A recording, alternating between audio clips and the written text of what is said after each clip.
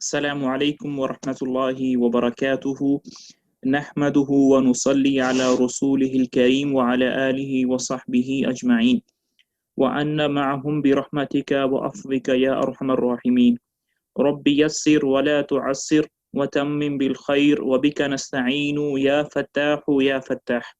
اللهم انفعنا بما علمتنا وعلمنا ما ينفعنا وزدنا علما وعملا صالحا يا أرحم الراحمين.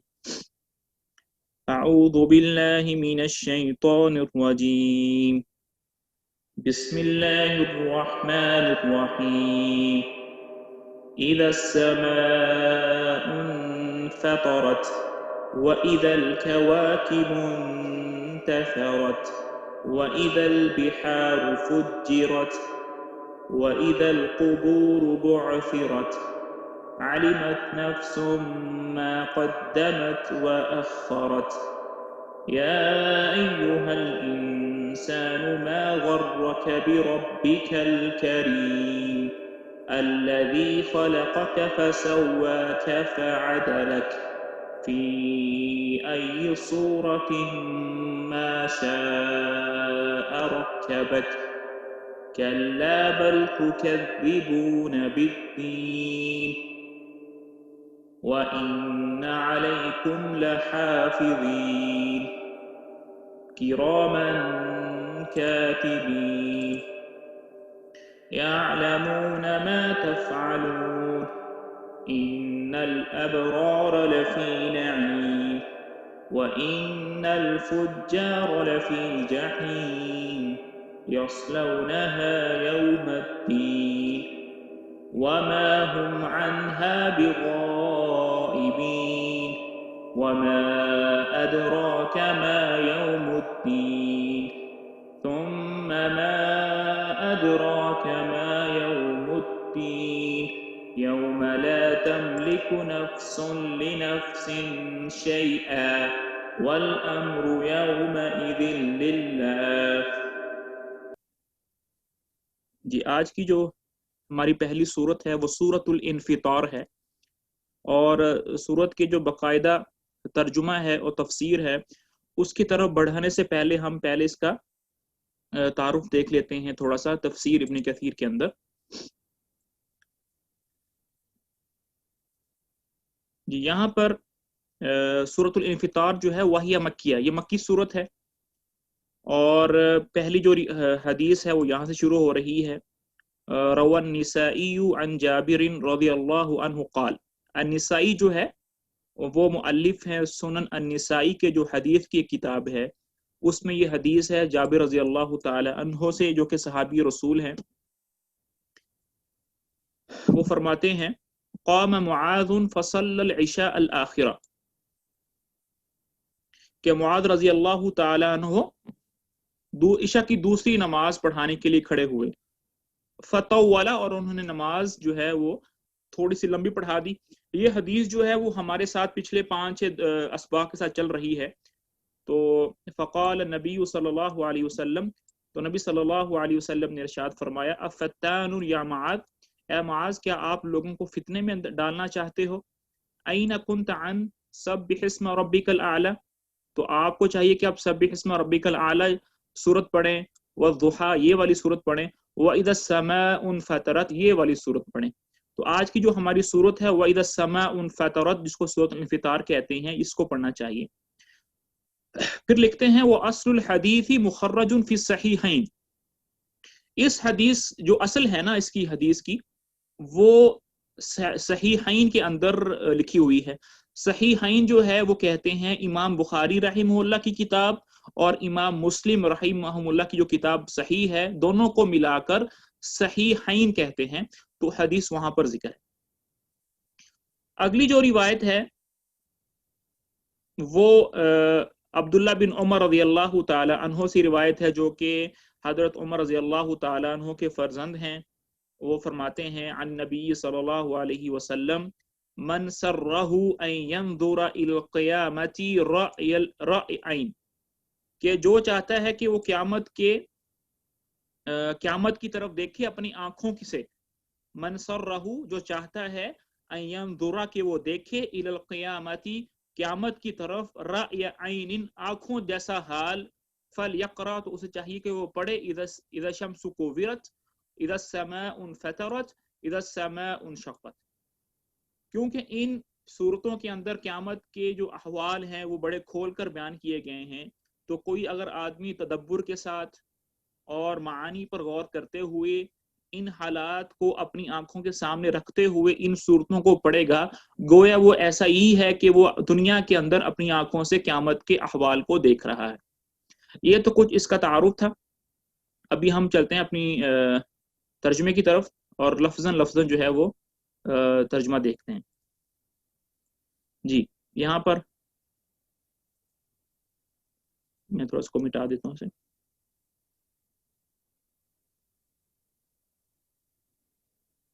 जी, बिस्मिल्लाहिर्रहमानिर्रहीम। शुरू अल्लाह के नाम से जो सब बड़ा मेहरबान है, निहायत सब पर मेहरबान है, निहायत मेहरबान है। इज़ा समा, इज़ा का मतलब होता है जब, इज़ा का मतलब होता है जब। अस्समा आसमान को कहते हैं। इन फतरत, इन फतरत का मतलब होता है अरबी जुबान में फट जाना या चिर चिर जाना। जैसे हम कोई चीज चीरते हैं ना, चिर जाना। और जैसे कोई कपड़ा होता है तो उसको चीरते हैं तो वो लीरा लीरा हो जाता है, लीरा लीरा हो जाता है। इस तरह के फटने को इन फतरत कहते हैं। इज़ा समाउन फतरत, जब आसमान चिर जाएगा। व इज़ा, और जब, अल कवाकिब, कवाकिब जो है ये जमा है और इसका जो वाहिद है वो कौकिब है, और कौकिब जो है वो सितारों को कहते हैं। और इन तसरत कहते हैं कि जब कोई चीज बिखर जाती है, कोई चीज जो है वो बिखर जाती है, उसको इन तसरत कहते हैं। व इज़ल कवाकिबुन तसरत, और जब सितारे जो हैं वो बिखर जाएंगे। क्या मतलब कि जब अल्लाह ताला आसमान को हुक्म देंगे तो वो चिर जाएगा, तो आसमान के ऊपर जो सितारे होंगे वो जड़ जाएंगे। जैसे किसी दुपट्टे से, किसी ताज से मोती जड़ जाते हैं और उतर कर गिर जाते हैं, इसी तरह क़यामत के दिन जो तारे होंगे वो आसमान से जड़ कर उतर कर नीचे गिर जाएंगे और उनकी जो रोशनी है वो खत्म हो जाएगी। वाइज़ा, और जब, अल बिहार, बिहार जो है ये भी जमा का लफ्ज है और इसका जो वाहिद है वो बहर है, और बहर जो है वो समुंदर को कहते हैं। और फुज्जिरत जो है, फुज्जिरत जो है इसका मतलब होता है किसी चीज को उबाल आना, कोई चीज उबल जाना, पिघल जाना, गर्मी बढ़ जाना उसके अंदर। वइज़ल बिहार फुज्जिरत, जब क्या, और जब समुद्रों को उबाल आ जाएगा। क्या मतलब, बाज तफासिर में ये लिखा है कि जो हमारा सूरज है ये समुद्रों के अंदर गिर जाएगा क़यामत के दिन, और जिससे पानियों के अंदर जो है वो आग लग जाएगी, और आग लगने से जो पानी है वो खत्म हो जाएगा, वो उबल जाएगा।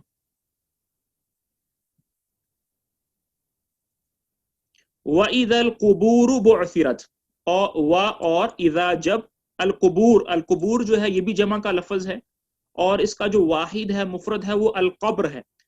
और कबूर, बुअसिरत का मतलब होता है उखाड़ देना। और जब कब्रों को उखाड़ दिया जाएगा, जब ये सारे मंजर हो जाएंगे, इज़ा समाउन फतरत, जब आसमान चिर जाएगा, व इज़ल कवाकिबुन तसरत, जब सितारे जो हैं वो गिर जाएंगे, जड़ जाएंगे, व इज़ल बिहार फुज्जिरत, और समुद्रों को आग लग जाएगी, व इज़ल कुबूर बुअसिरत, और जब कब्रों को उखाड़ दिया जाएगा, तब क्या होगा, तब ये होगा, अलिमत नफ्सुम मा क़द्दमत व अखरत, तब ये होगा। अलिमत का मतलब होता है जान लेना, इल्म से निकला है ना, इल्म से जान लेगा। कौन जान लेगा? नफ्स, नफ्स जान लेगा, यानी हर शख्स, हर जात जान लेगी। क्या जान लेगी? माँ, जो, कद्दमत, जो उसने आगे भेजा होगा, व अखरत, और जो उसने पीछे छोड़ा होगा। आलिमत जान लेगा, नफ्सुन हर नफ्स, माँ जो, कद्दमत उसने आगे भेजा होगा, व और अखरत पीछे छोड़ा होगा। यानी जब क़यामत के दिन होगा تو انسان جو ہے اپنے ساتھ جو اعمال لے کر آیا ہوگا اچھے یا برے وہ اس کے سامنے کر دیے جائیں گے، اور وہ اعمال جو اس نے پیچھے چھوڑ کر آئے ہوں گے وہ بھی اس کے سامنے ہوں گے۔ اب یہ بات تو سمجھ میں آتی ہے کہ جو اعمال وہ آگے لے کر آیا ہے وہ تو سمجھ میں آتی ہے کہ ان پر اس کو بدلہ ملے گا، ان کان خیرن فخیرن و ان کان شرن فشرن، لیکن جو اعمال پیچھے چھوڑ کر آیا ہوگا اس سے کیا مراد ہے؟ تو اس سے مراد وہ اعمال ہیں جو دنیا کے اندر کچھ نیک اعمال ہوں گے اور وہ کرنا چاہتا ہوگا لیکن کر نہیں پایا ہوگا، تو اس کو اس پر حسرت اور ندامت ہوگی، یہ بات مراد ہے۔ یا اس کے برعکس بھی لے سکتے ہیں کہ کچھ اعمال جو برے ہوں گے، جو قیامت کے جو دنیا کے اندر وہ کرنا چاہتا ہوگا لیکن اللہ کی توفیق سے وہ ان گناہوں سے بچ گیا تو اس کی وہ خوشی بھی منائے گا، تو یہ مراد ہے آخرت سے۔ پھر اگلی جو آیات ہیں اس کے اندر اللہ تعالی ہم انسانوں سے ایک شکوہ کر رہے ہیں جو کہ میرے خیال میں قرآن پاک کا سب سے بڑا شکوہ ہے، یا ایہا الانسان ما غرک بربک الکریم۔ یا ایو، یا جو ہے یہ کسی چیز کو پکارنے کے لیے استعمال کرتے ہیں، یا محمد، یا زید، یا فلان، اے، اس کا ترجمہ کرتے ہیں اے الانسان، اے بنی آدم۔ ماں، کس نے، ماں کا مطلب ہوتا ہے کس نے، غرکا، تمہیں دھوکہ دیا ہے، بربکا، اپنے رب کے بارے میں، الکریم، جو بڑا ہی کریم ہے، بڑا ہی دینے والا ہے۔ اے انسان، تمہیں اپنے رب کے بارے میں جو بڑا ہی کریم ہے کس چیز نے دھوکے میں ڈال دیا ہے؟ الذی، جس نے، خلقک، تمہیں تخلیق کیا ہے، فسواک، اور پھر تمہیں سیدھا بنایا ہے، فعدلک، اور پھر تمہارے اندر اعتدال پیدا کیا ہے، فی، میں، ای، کوئی بھی، سورہ، شکل، ما، جو، شاء، اس نے چاہا، رکبک، تمہیں ترکیب دیا ہے، فی ای صورت ما شاء، اور اللہ تعالیٰ نے جس شکل میں چاہا ہے تمہیں کیا کیا ہے، تمہیں ترکیب دیا ہے۔ تو اتنا کام کرنے کے بعد اللہ تعالیٰ نے تمہیں تخلیق کیا ہے، تمہیں ٹھیک ٹھیک بنایا ہے، تمہارے اندر اعتدال پیدا کیا ہے، تمہاری خوبصورت شکل بنائی ہے، اور بہت سارے احسانات ہیں، تو ان احسانات کے باوجود تم معاصیت کے اندر پڑے ہوئے ہو، تم گناہوں کے اندر پڑے ہوئے ہو، اتنے احسانات کرنے کے بعد بھی تو کس چیز نے تمہارے رب کے بارے میں تمہیں دھوکے میں ڈال دیا ہے؟ کلا، یہاں پر یہ جو ہے یہ ڈانٹ کا لفظ ہے کہ تمہیں ایسا ہرگز نہیں کرنا چاہیے، تمہیں دھوکے کے اندر جو ہے وہ نہیں پڑنا چاہیے، تمہیں احسان فراموش نہیں بننا چاہیے، بل، مگر الٹا کیا کرتے ہو؟ ایک تو احسان فراموشی کرتی ہو، اس کے بعد سینہ زوری بھی کرتے ہو، بل، مگر، تکذبون، جھٹلاتے ہو، بالدین، قیامت کے دن کو، جزا اور سزا کے دن کو جھٹلاتے ہو۔ یہاں پر خالہ کاکا کا ایک میں آپ کو مطلب بتانا چاہتا ہوں۔ خالہ کا مطلب ہوتا ہے بنانا کسی چیز کو۔ دنیا کے اندر ہم بھی بہت ساری چیزیں بناتے ہیں، گاڑیاں بناتے ہیں، کھانے پینے کی چیزیں بناتے ہیں، کپڑے بناتے ہیں، اور اللہ تعالیٰ بھی بناتے ہیں۔ خالق کا مطلب ہوتا ہے بغیر کسی ایگزامپل کے بنانا، بغیر کسی ایگزامپل کے بنانا، بغیر کسی چیز کو کی طرف دیکھے ہوئے بنانا۔ دنیا کے اندر ہم جو چیزیں بناتے ہیں ہمارے ذہن کے اندر جو ہے ہمارے ذہنوں کے اندر کوئی سیمپل ہوتا ہے، یا کسی چیز کی ہم نقل لگا کر، کوئی نمونہ دیکھ کر، کوئی سیمپل دیکھ کر بناتے ہیں، لیکن اللہ تعالیٰ جو ہے وہ بغیر سیمپل کے بناتے ہیں، بغیر ایگزامپل کے بناتے ہیں۔ اس کا مطلب ہوتا ہے تخلیق کرنا۔ اب اس کی جو ہے وہ نیچے جو ترجمہ ہے اور جو حاشیے میں کچھ چیزیں آئی ہیں وہ دیکھ لیتے ہیں۔ جب آسمان چیر جائے گا، اور جب ستارے جڑ پڑیں گے، اور جب سمندروں کو ابال دیا جائے گا، اور جب قبریں اکھاڑ دی جائیں گی، اس وقت ہر شخص کو پتہ چل جائے گا کہ اس نے آگے کیا بھیجا ہے اور پیچھے کیا چھوڑا۔ اے انسان، تجھے کس چیز نے اپنے اس پروردگار کے معاملے میں دھوکہ لگا دیا ہے جو بڑا کرم والا ہے، جس نے تجھے پیدا کیا، پھر تجھے ٹھیک ٹھیک بنایا، پھر تیرے اندر اعتدال پیدا کیا۔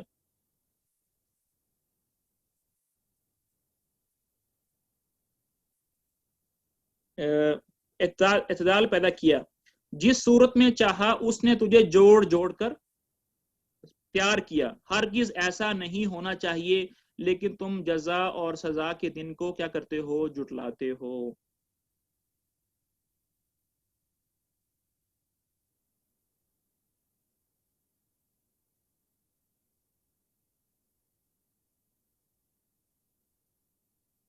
جی پیچھے حاشی میں دیکھتے ہیں،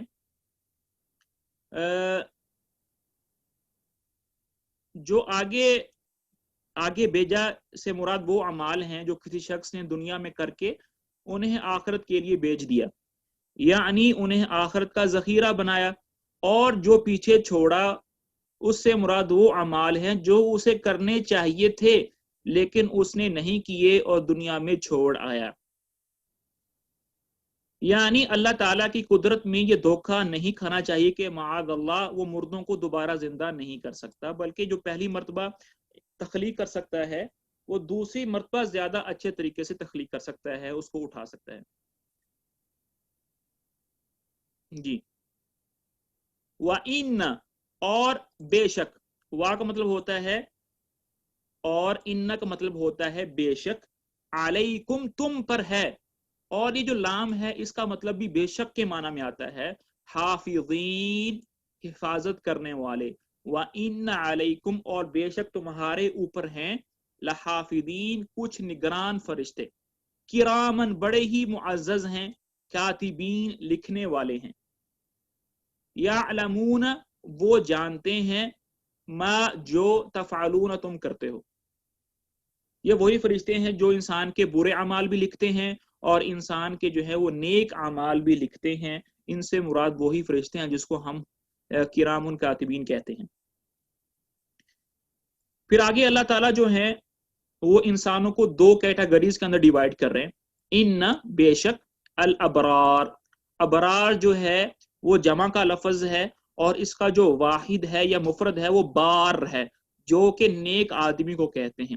ان الابرار بے شک نیک لوگ، لفی ہوں گے نعیم نعمتوں کے اندر، وَإِنَّ اور بے شک الفجار، فجار بھی جمع کا لفظ ہے اور اس کا جو مفرد ہے وہ فاجر ہے، اور فاجر اس آدمی کو کہتے ہیں جو اپنی حدود میں تجاوز کرتا ہے اور معصیت اور فسق و فجور کے اندر پڑا رہتا ہے، لفی ہوگا جہیم دہکتی ہوئی آگ میں۔ ان الابرار لفی نعیم بے شک نیک لوگ ہوں گے نعمتوں کے اندر، وَإِنَّ الْفُجَّارَ لَفِي جَحِيمٍ اور برے لوگ ہوں گے دہکتی ہوئی آگ کے اندر۔ اللہ تعالیٰ میری اور آپ کی حفاظت فرمائے۔ یصلون، یصلون کا مطلب ہوتا ہے داخل ہوں گے، ہاں اس میں، کس میں؟ آگ کے اندر، یوم الدین، دین کا مطلب ہوتا ہے جزا اور سزا کا دن، یصلونہا اس آگ میں داخل ہوں گے قیامت کے جزا سزا کے دن، اور ما نہیں ہم وہ انہا اس آگ سے بغائبین غائب ہوں گے، وما ہم انہا بغائبین اور وہ جو فجار لوگ ہوں گے وہ اس آگ سے غائب نہیں ہوں گے۔ کیا مطلب غائب نہیں ہوں گے؟ کہ وہ جو قیامت کا جو جہنم کا جو عذاب ہوگا وہ جہنمی لوگوں سے کسی بھی پل ان سے دور نہیں کیا جائے گا، نہ اس کے اندر تخفیف کی جائے گی، نہ ان کو موت آئے گی کہ ان کو کچھ آرام مل جائے۔ وہ جو عذاب ہے وہ ہر پل اور ہر وقت ان کے ساتھ ساتھ رہے گا، کسی لمحہ بھی ان سے جدا نہیں ہوگا اور ان میں کسی قسم کی تخفیف بھی نہیں کی جائے گی۔ اللہ تعالیٰ میری اور آپ کی حفاظت فرمائے۔ وَمَا أَدْرَاكَ اور اے نبی جی آپ کو کیا معلوم، یا اے مخاطب تمہیں کیا معلوم، ما یوم الدین کے جزا اور سزا کا دن کیا ہے، ثم پھر، ما ادراک اے مخاطب تمہیں کیا معلوم، ما یوم الدین کے قیامت کا دن کیا ہے۔ پھر اللہ تعالیٰ آگے خود فرما رہے ہیں، یوم اس دن، لا نہیں، تملکو اختیار رکھے گا، نفسون کوئی جان، لنفسن کسی جان کے لیے، شیئن کسی چیز کا، یوم لا تملکو نفس لنفس شیئا اس دن کوئی انسان کسی دوسرے انسان کے لیے کسی قسم کا کوئی اختیار نہیں رکھے گا، کوئی نیکی نہیں دے سکتا، کسی قسم کی کوئی مدد نہیں کر سکتا. والامر، اور اس دن سارا جو پکڑ ہوگی، جو لگام ہوگی، جو قبضہ ہوگا، یومئذ، اس دن للہ، اللہ کے ہاتھ میں ہوگا. دنیا کے اندر تو اللہ تعالیٰ نے تھوڑے دیر کے لیے عارضی طور پر چھوٹے موٹے جو اختیار ہیں وہ انسانوں کو دیے ہوئے ہیں. کسی کو جاب پہ لگا لیا، کسی کو جاب سے نکال دیا، کوئی فیصلہ کر لیا اس طرح کے. لیکن قیامت کے دن اس طرح کے فیصلے مکمل طور پر سارے کے سارے چھوٹے بڑے عارضی ہر طرح کے جو فیصلے ہوں گے وہ صرف اللہ تعالیٰ کے ہاتھ میں ہوں گے.